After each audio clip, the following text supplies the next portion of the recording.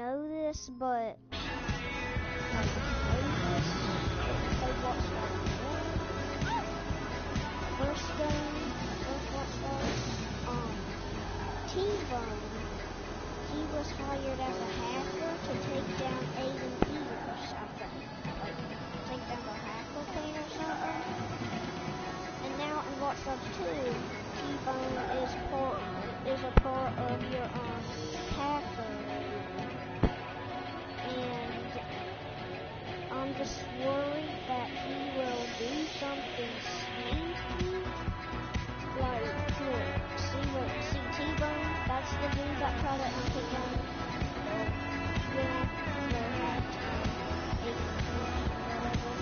So look, we're gonna go to the hideout. Fast travel. Evan, be quiet! That's my baby brother. That's why I don't like him in my room while I'm making videos.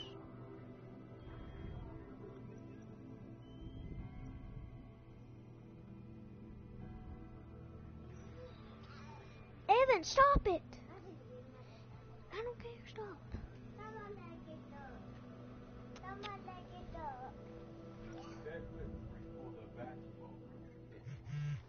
Okay, we're here.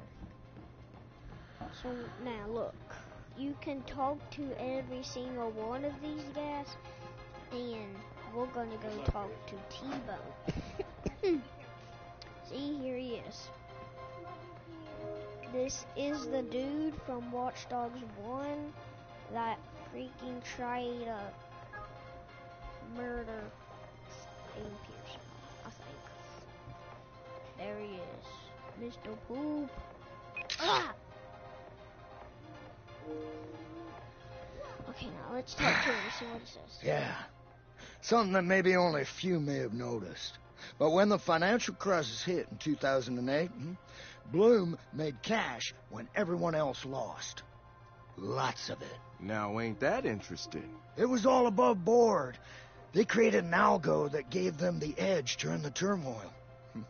Took all that cash, and now we've got CTOS popping up across country. And now they're setting up X-Labs close to Bloom Financial in New York and London. Our Bloom hack will shake 'em up. It's a damn good start. Okay, he said something about 2008. So, did that happen in 2008 when he tried to take them down? And he said something about New York and London, so do you think Watch Dogs 3 should be set in New York or London? What do you think? Like, seriously, we're gonna try to find some clues about this dude in the frickin' hacker place. Which might be a little hard and maybe a little harsh, I don't know, because he is in a hacker group, but he is freaking evil. The next DLC probably, it might be like he tries to kill us. Who knows? He's a bad dude in the hacker place. Don't mind that, it's my baby brother. I don't like, I'm just gonna shut my door. Stay out! I'm gonna tell, my God. Just be quiet. Please.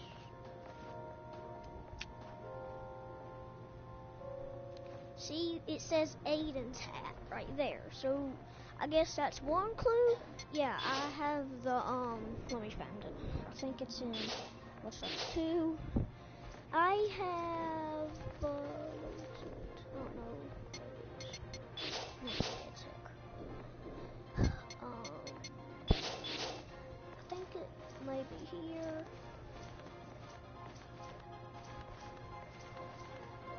Okay, yeah, I have the Aiden's code, Aiden Pierce's code. I think I have his mask. Yep, his mask. I don't have his bag. Rip. I have his hat around it. And his shoes don't have it. Okay, now I think there may be some clues in the hacker hideout, so we're just gonna... Let's talk about listen Satara.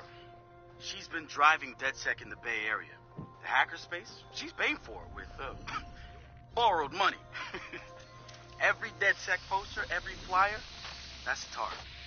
She's even had a hand in our core toolset.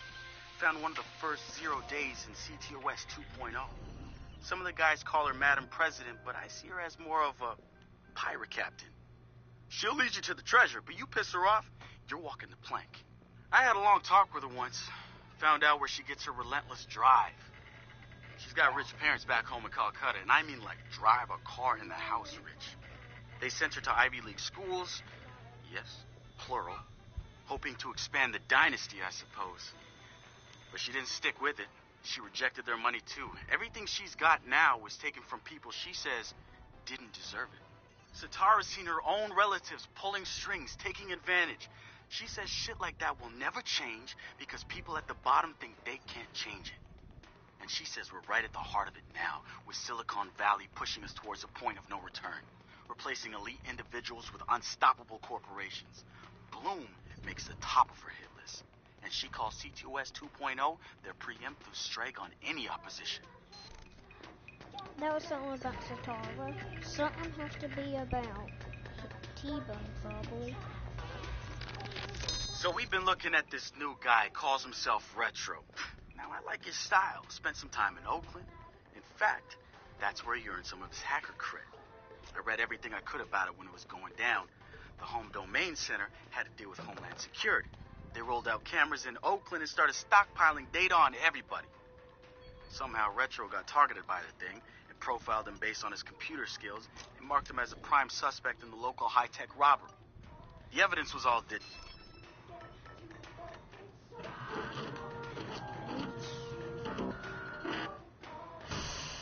I meant to buy the gun, but I think I stopped it. I'll replay it. I'll start it over.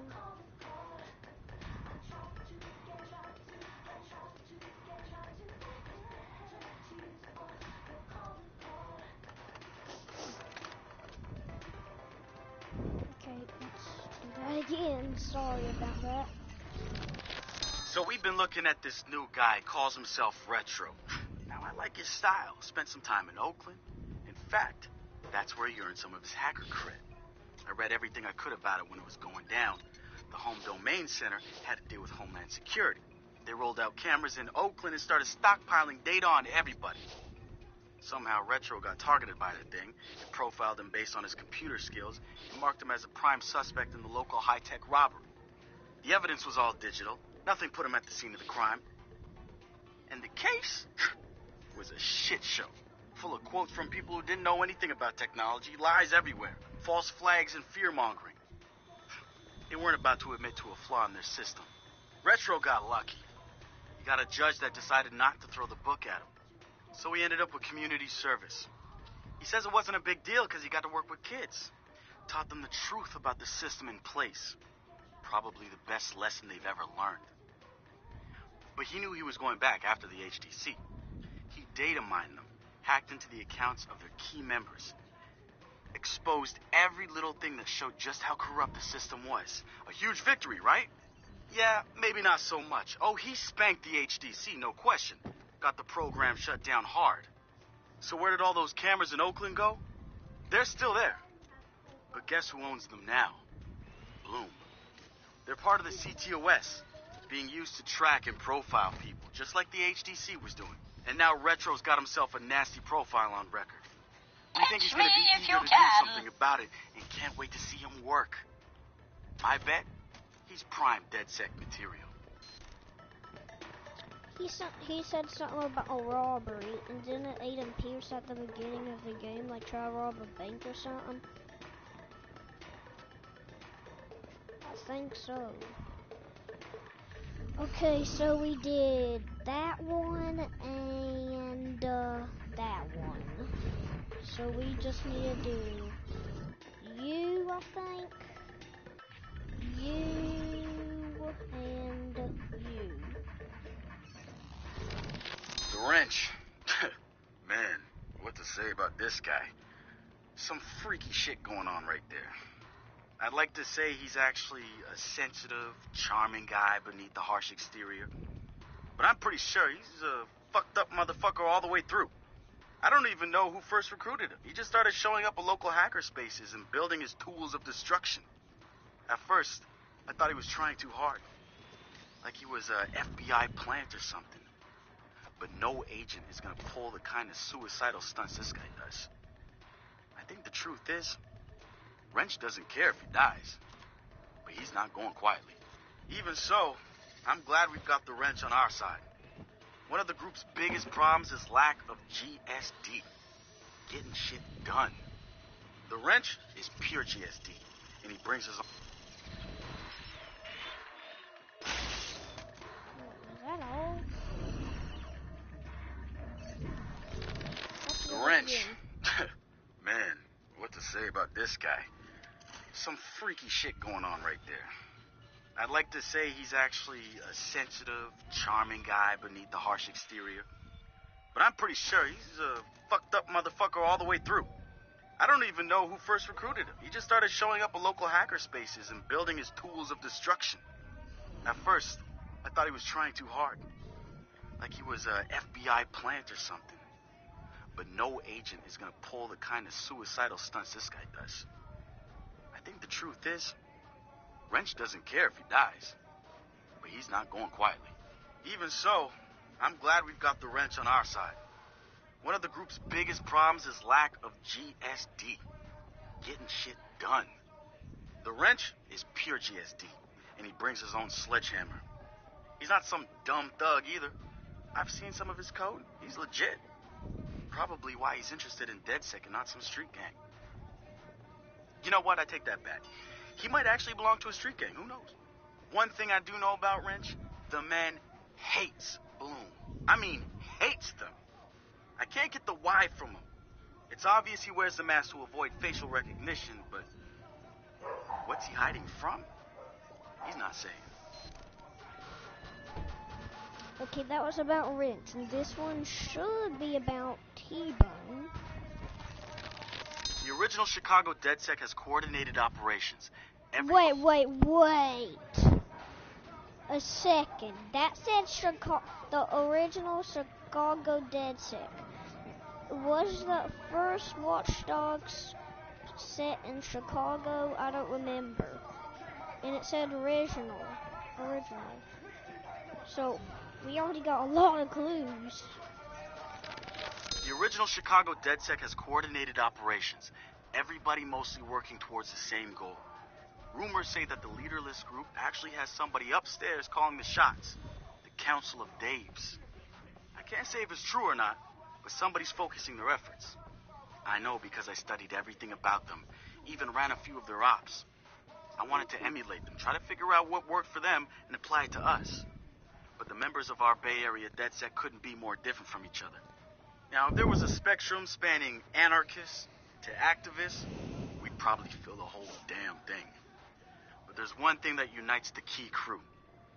Each one of us has reason to hate big data, or more specifically, Bloom and its CTOS. I've been overseeing operations, making sure people get to where they need to be with the tools they require. I've got eyes on the big picture. The way I see it, I've lit the fuse. It's only a matter of time before Bloom feels the DedSec explosion. Okay, that was a really good clue.